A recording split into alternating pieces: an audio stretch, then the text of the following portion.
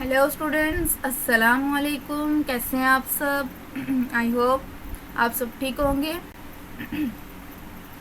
Welcome back to my YouTube channel.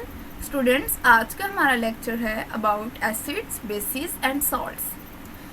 आज हम discuss करेंगे what is acids, what are acids, इनके properties क्या है, ये होते क्या हैं और इनका ये ड्राइव कहाँ से होते हैं। ठीक है, तो स्टार्ट करने से पहले अगर आपने मेरा चैनल अब तक सब्सक्राइब नहीं किया तो जल्दी से सब्सक्राइब कर दें, वीडियो को जल्दी से लाइक कर दें। तो चलिए स्टार्ट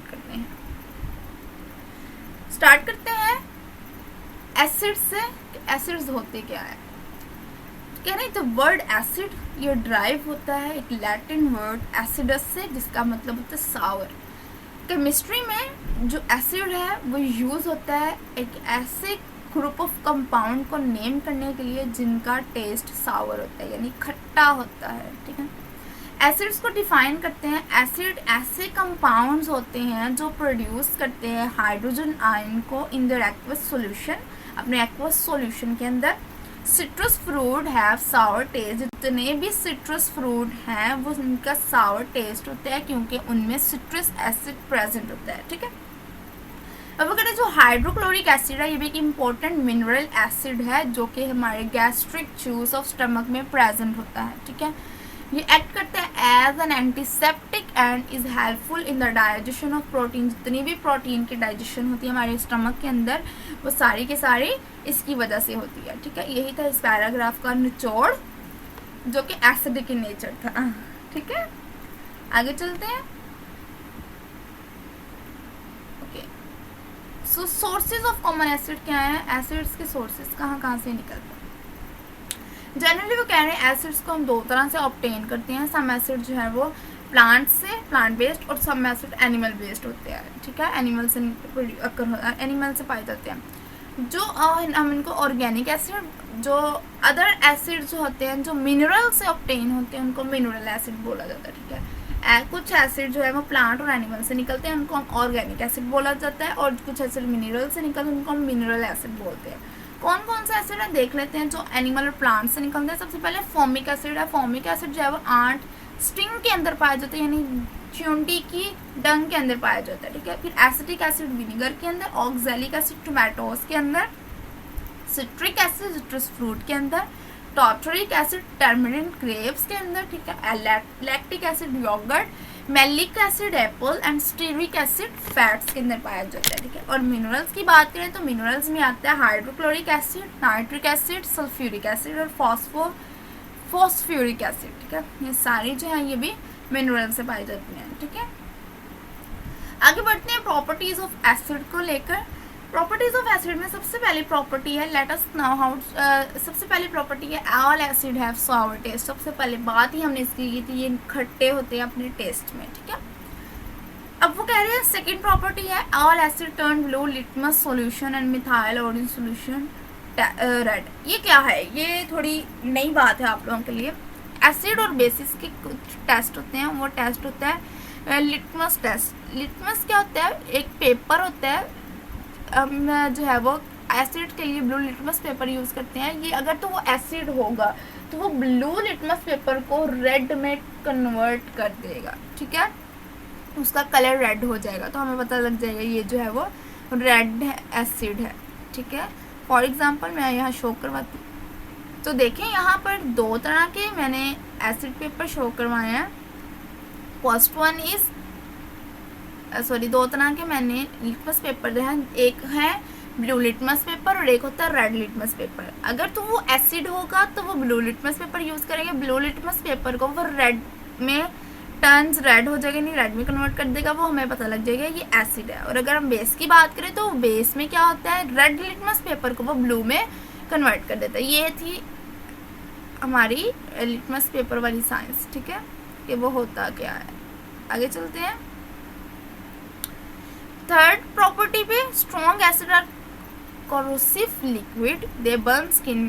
कोरोसिव का मतलब होता है ऐसी चीज़ जो बहुत ज़्यादा बर्निंग करती है, जो बहुत ज़्यादा हार्मफुल होती है। ये बर्न हमारी स्किन को जलाती है and destroy fabric animal tissue, जितनी भी फैब्रिक है टिश्यू वाली चीज़ें हैं, टिश्यू वाली चीज़ें मतलब कि जिसमें धागा नुमा टिश्यूज़ होते हैं सॉफ्टली, तो उनको बर्न करती है। हमारी स्किन भी तो टिश्यू से मिलकर बनती है ना, ठीक है, फैब्रिक भी टिश्यू से मिलकर बनता है और एनिमल की भी टिश्यूज़ होते हैं, वो सारे इससे बर्न हो जाते हैं, जल जाते हैं, ठीक है।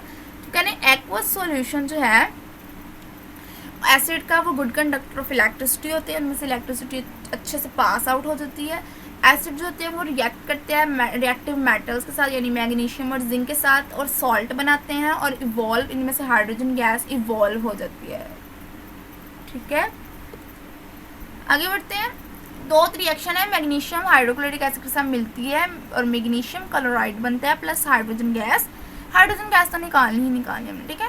फिर जिंक हाई सल्फ्यूरिक एसिड के साथ मिलता है, जिंक सल्फेट बनता है और हाइड्रोजन गैस, सिंपल सा रिएक्शन है। ये वाला जिंक उठता है, लास्ट वाला SO4 के साथ जाके मिल जाते हैं और H2 साइड पे बच जाते हैं, ठीक है। फिर कहते हैं ये टेस्ट होता है आइडेंटिफिकेशन के लिए ऑफ हाइड्रोजन गैस, ठीक है। कहते हैं hydrogen gas produce in a reaction Burns with pope sound, ठीक है। फिर वो कहते हैं यही टेस्ट होता है आइडेंटिफिकेशन ऑफ हाइड्रोजन गैस। ये आप देख ले रिएक्शन हो रहा है इन दोनों के साथ, तो क्या है, कहते हैं burning of hydrogen with pop sound, यहाँ से वो एक साउंड क्रिएट होता है, उसका नाम बताने के पॉप साउंड, इस तरह जैसे फटती नहीं कोई चीज़ पॉप करके, इस तरह हमें आप कैसे सुनाओ, ठीक है। तो समझ लें, फर्ज कर लें, ठीक है। फिर उसके बाद है एसिड रिएक्ट करते हैं मेटल कार्बोनेट्स के साथ एंड मेटल हाइड्रोजन कार्बोनेट के साथ टू लिबरेट कार्बन डाइऑक्साइड, ताकि कार्बन डाइऑक्साइड को रिलीज करवा सके। तो क्या है, कैल्शियम कार्बोनेट किसके साथ, हाइड्रोक्लोरिक एसिड के साथ मिल रहे हैं, तो क्या बन रहा है CaCl2, ठीक है, प्लस H2 और CO2 साइड पे। फिर NaHCO3 यानी सोडियम हाइड्रोजन कार्बोनेट में या सोडियम बाइकार्बोनेट में क्या हो रहा है, एसिटिक एसिड के साथ मिल रहा है और यहाँ पर सोडियम एसिटेट वाटर और कार्बन डाइऑक्साइड रिलीज हो रही है, ठीक है। इसके बाद है carbon dioxide produce in the reaction turns lime water milky, lime water को जो है वो रिएक्शन के नतीजे में लाइम वाटर मिल्की बनता है। Carbon dioxide this test for identification of carbon, ये टेस्ट जो है वो आइडेंटिफिकेशन कराती है कार्बन डाइऑक्साइड गैस की।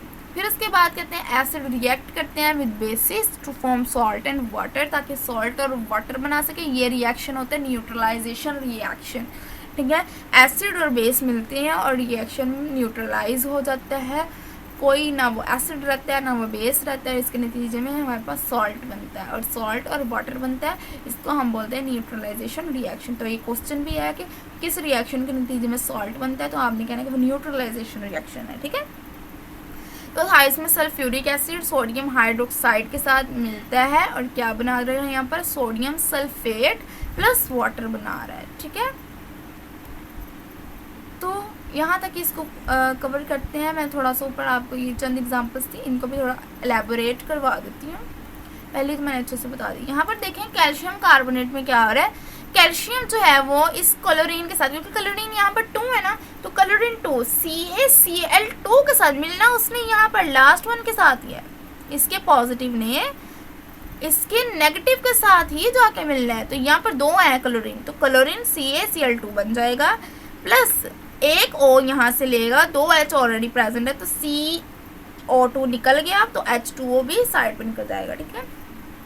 सोडियम हाइड्रोजन कार्बोनेट में क्या हो रहा है, ये वाले Na मिलना है इस वाले पूरी साइड के साथ COOH, क्योंकि ये नेगेटिव है तो ये वाला, बल्कि इस Na इस पूरे कंपाउंड के साथ, क्योंकि एसिटिक एसिड फॉर्म होना तो इस पूरे कंपाउंड के साथ मिलेगा, तो सोडियम एसिटेट बन जाएगा।